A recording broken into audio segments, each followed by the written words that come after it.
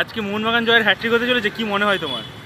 একদম জয়ের হ্যাটট্রিক তো হতেই চলেছে, তো 4-0-তে জিতবো আশা করছি।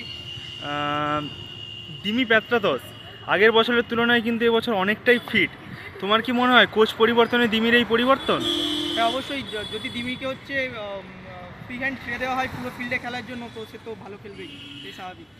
গ্রেগ স্টুয়ার্ডের জায়গা এখন কে দখল করতে পেরেছে বলে তোমার মনে হয়? না এখনও কেউ সেই জায়গাটা দখল করতে পারেনি? গ্রেগ স্টুয়ার্ডের পরিবর্তন এখনও লাইক ফর লাইক চেঞ্জ তো আসেনি, তবে সেই অর্থে রবিনও বলো বা দিমি খেলছে ভালো, হাফা পুজায় ভালো খেলছে। আশিস রায়ের জায়গায় আমায় রানাডে, কি মনে হচ্ছে তোমার, কেমন লাগছে? আশিসের জায়গায় আমায়ের থেকে অভিষেক টেকচাম সিংকে বেশি ভালো লাগছে ওখানে। অভিষেক টেকচাম সিং মেবি আরও ভালো চয়েস। আমায় আশাতে কি দিব্যেন্দু বিশ্বাসের জায়গাটা চলে গেল, কি মনে হয়? কিছুটা তাছাড়াও দুটো ফরেন সেন্টার ব্যাক থাকলে তো একটা বাঙালি ছেলের একটু তো চাপ হচ্ছেই। অনেক ধন্যবাদ তোমাকে।